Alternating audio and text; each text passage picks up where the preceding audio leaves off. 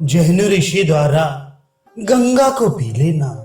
श्री महादेव जी कहते हैं, जब गंगा जी कामाख्या पीठ का दर्शन करने के लिए पूर्वाभिमुख हो गई, उसी समय जहनु ऋषि ने शंख ध्वनि की, जिसे सुनकर भगवती गंगा तीव्र वेग से उनके आश्रम में चली गई। राजा भगीरथ ने वेग से वहां जाते हुए भगवती गंगा को देखकर महामेघ गर्जन करने वाला अपना महाशंख पुनः बजाया।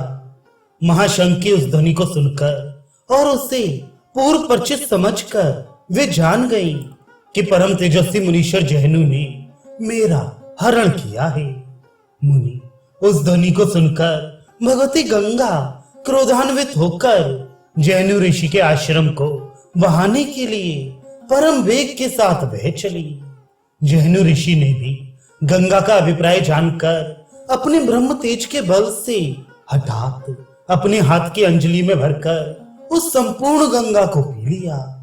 उसके बाद आकाश तथा पृथ्वी लोक में मनुष्यों आदि सभी प्राणियों में हाहाकार मच गया। राजा भगीरथ दुख से पीड़ित होकर रोने लगे। पृथ्वी भी दुखी हो गई, दिशाएं व्याकुल हो गई तथा भगवान भास्कर का तेज मिलान हो गया। तत्पश्चात राजा को रोते हुए देखकर भक्त वत्सल गंगा ने कहा, भगीरथ, आप पुनः अपने महाशंख को बजाएं। महामते, आपके शंख की महाध्वनि से आकृष्ट मन वाली अति वेगवती मुझको रोक रखने में इस संसार में कोई समर्थ नहीं है। गंगा के द्वारा इस प्रकार आदेश प्राप्त होने पर प्रमुदित राजा ने पृथ्वी को क्षुब्ध करने वाला महाशंख पुनः बजाया। शंख ध्वनि को सुनकर वे महादेवी भगवती गंगा जहनु मुनि की जंघा का भेदन कर सहसा अत्यंत तरंग युक्त होकर तीव्र धारा के साथ निकल पड़ी। तत्पश्चात भगवती गंगा अत्यंत वेग पूर्वक जहनु मुनि की जंघा से बाहर आ गई। यह जानकर मुनि ने भी भगवती गंगा को नमस्कार कर इस प्रकार स्तुति की। मुनि बोले, माता, आप सर्वश्रेष्ठ अतुल्य पराशक्ति सर्वाश्रय दात्री, लोगों को पवित्र करने वाली, आनंद और मोक्ष को प्रदान करने वाली तथा संपूर्ण जगत द्वारा वंदित चरण कमल वाली ही। आपको ब्रह्मा, विष्णु तथा महेश तत्वतः नहीं जानते तथा अन्य लोग भी नहीं जानते। भगवान शिव के मस्तक से सम्मानित शिव, फिर मैं आपको कैसे जान सकता हूं? मैं आपके अचिंत्य और अपार रूप तथा चरित्र का क्या वर्णन करूं? ब्रह्मा आदि देवताओं के द्वारा पूजित आप सुर नदी के रूप में प्रतिष्ठित हैं। स्वतंत्र रूप से विचरण करने वाली शिवे, माता, आप अपने शुभ गुणों से पुण्य तथा करुणा का विस्तार करके मुझ कृतापराध और शरणागत को क्षमा कीजिए। मेरे इस पृथ्वी पर जन्म और कर्म दोनों धन्य हुए। मेरी कठिन तपस्या धन्य हुई तथा मेरे ये दोनों नेत्र भी धन्य हुए। जो त्रिलोचन भगवान शंकर की आराध्या आपका मैं अपने नेत्रों से दर्शन कर रहा हूं। आपके जल के स्पर्श से मेरे दोनों हाथ धन्य हो गए हैं और ये मेरा शरीर भी धन्य हुआ है, जिसमें आपका पावन जल गया।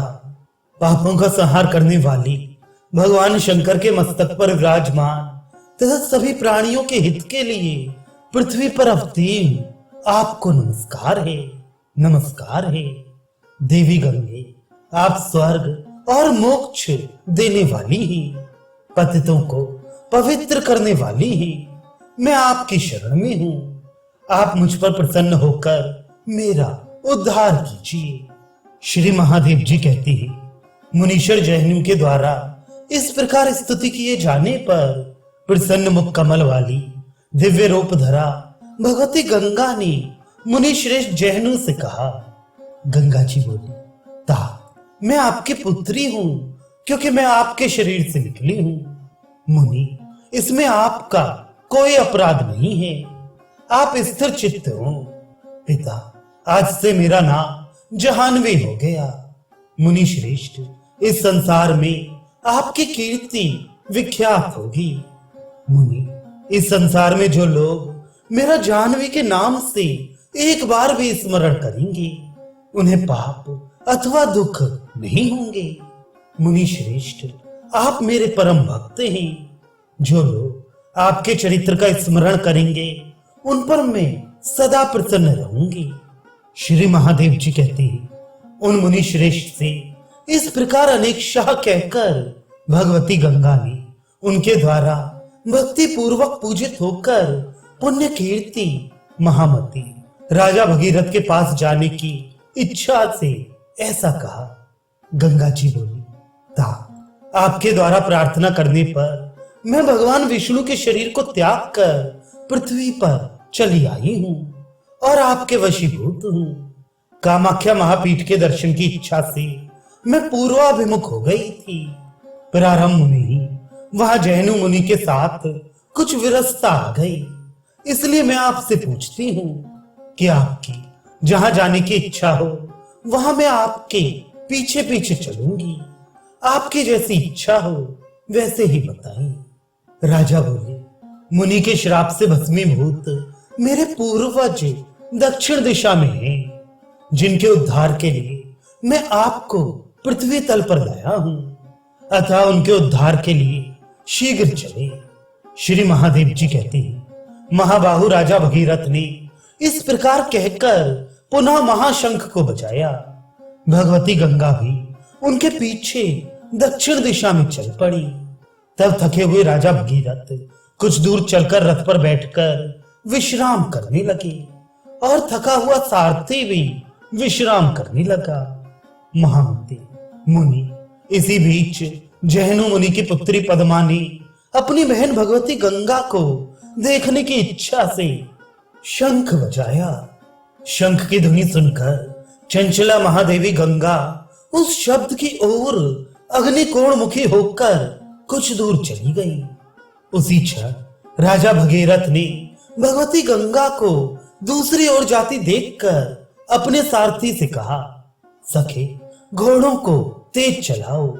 जैसे गौ अपने बछड़े की ध्वनि से आकृष्ट होकर उसकी ओर दौड़ती है, उसी प्रकार शंख की ध्वनि को सुनते ही मोहित होकर भगवती गंगा दूसरी ओर भागी जा रही है।